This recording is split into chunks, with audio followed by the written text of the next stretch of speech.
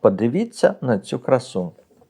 Багато хто з вас запитує, що ж робити, коли орхідея нарощує ось таке величезне повітряне коріння. Або, бува навпаки, коли дітка на квітоносі ніби застигла. І часто ми чекаємо місяцями, і результату, на жаль, немає. Але чи знали ви, що іноді саме наша надмірна турбота або навпаки ігнорування певних сигналів рослини зупиняє її розвиток на роки? Отже, вітаю усіх глядачів на каналі Орхідеї вдома. Я Станіслав, і сьогодні історія про діточок. І я хочу розібрати конкретний випадок, який трапився у нашої глядачки Альбіни. Її дітка випустила усього лише один корінець і вже цілий рік не рухається з місця. Що це? Природний сон чи серйозна якась помилка у догляді? Як ви гадаєте?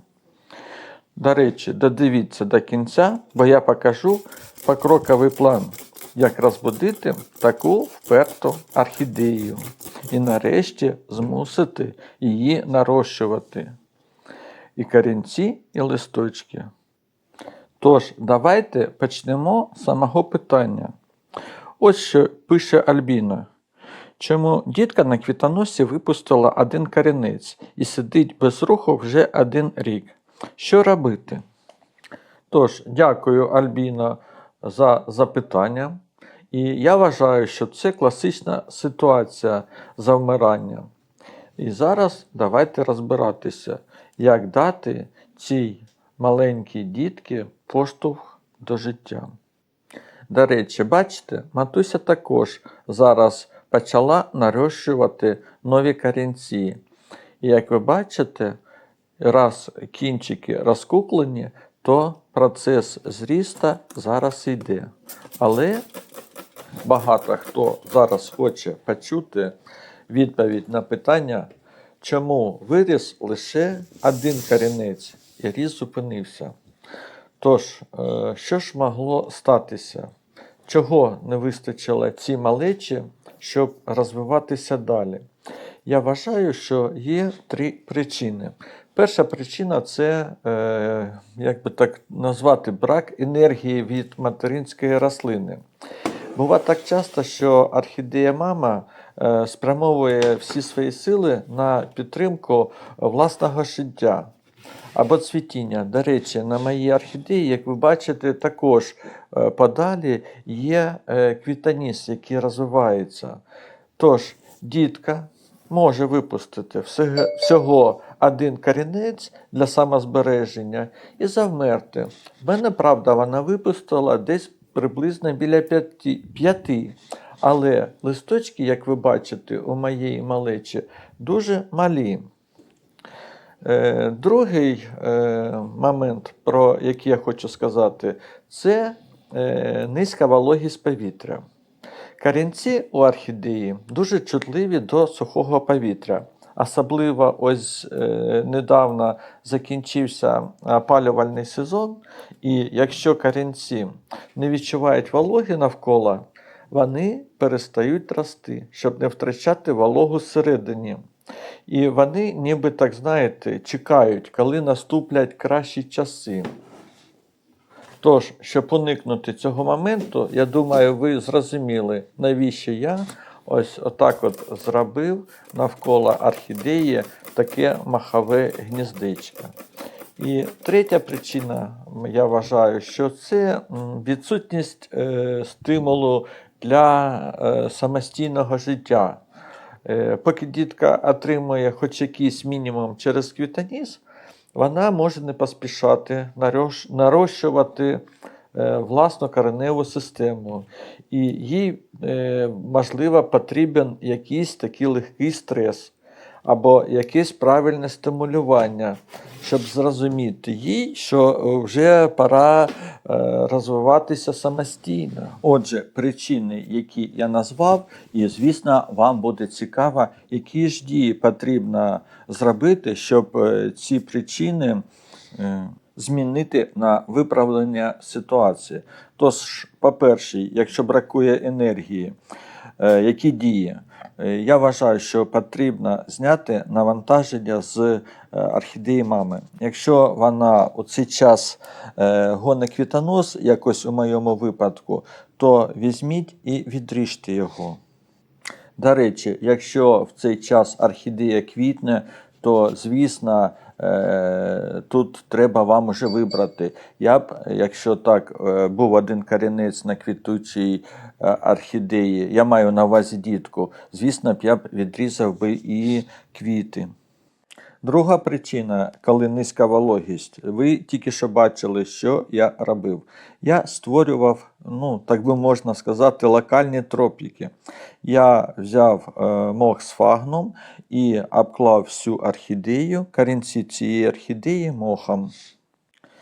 Мох, до речі, я кожного дня так злегка змочую. Як я це роблю, я вам також тільки що показував. І створюється така волога хмара навколо корінців, і вони самі починають тягнутися до моху. І дії по третій причині, коли немає стимула для росту, то я застосовую такий метод м'якої стимуляції. Я регулярно оприскую саме дітку і корінці, і листики теплою відстояною водою на 2-3 градуси вище кімнатної температури, і туди зазвичай додаю або бурштинову кислоту, або аміностім, який, до речі, на каналі відео є, і я більш детально розповідав, чого і скільки додавати. Тож, я більше роблю навантаження у таких обробках саме на дітку. Я думаю, ви зафіксували стан орхідеї. Це час був початок січня. А зараз подивимося, пройшло 3,5 місяця. І давайте заглянемо, що ж у мене вийшло із оцього мого експерименту. Отже, всі наші дії за ці місяця були комплексні. Ми давали дітці і додаткове живлення по листу, і різні обробки я робив і аміностімом, і бурштиновою кислотою. І, як ви бачите, коренева система вже вийшла за межі моху. І, до речі, ось квітоніс, пам'ятаєте, я вам показував, орхідея сама вирішила засушити його. Бачите? Тож, якщо ви його навіть не відріжете, коли він у зрості, і на ньому ж є і дітка, якось у нашому випадку, то орхідея може сама зробити це за вас. Ну, а ми зараз зволожимо мох, щоб мені було краще обібрати його з орхідеї і не пошкодити коріння. І ось, до речі, дивіться, пам'ятаєте, які були невеличкі корінці? Ось вони вже усі дійшли до краю горщика. Дуже сподіваюся, що вони підуть не вгору, а вниз.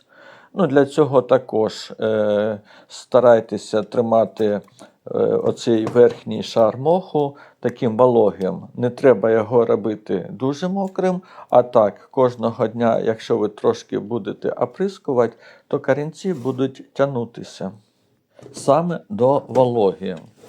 І, звісно, треба вам було ще на початку показати, що ж це за орхідея.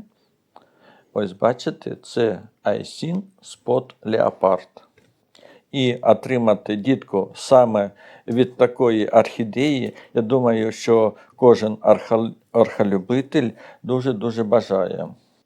Тож, я вважаю, що мені пощастило, але на каналі про цю дітку буде окреме відео, воно ще готується, тому що немає кінцевого результату.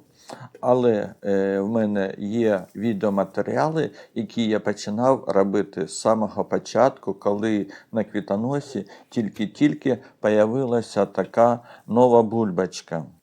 І я планую у тому відео розповісти все від самого початку і вже подивимося, до якого стану я її доведу.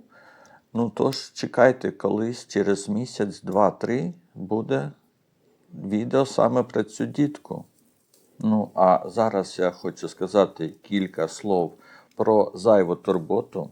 Ось бачите, той листик, який найбільший, він на краєчку, він не зелений, він такий трохи білесий.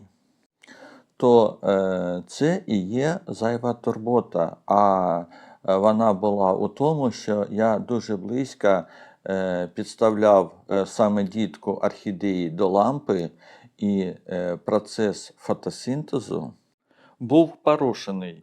І хлорофіл, той зелений пігмент, який відповідає за фотосинтез, просто розпався під впливом надто інтенсивного випромінювання. Тож клітини живі, але енергію виробляти вони більше не зможуть.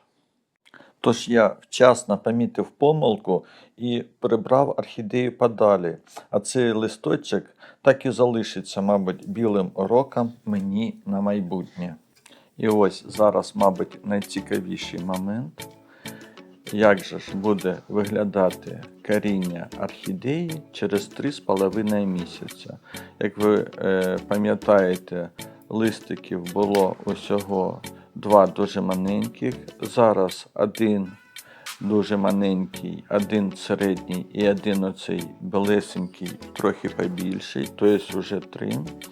І дивіться, що було з корінням, 5 яких корінчиків було, і дивіться, як ці корінчики перетворилися на такі, я б сказав би, канати.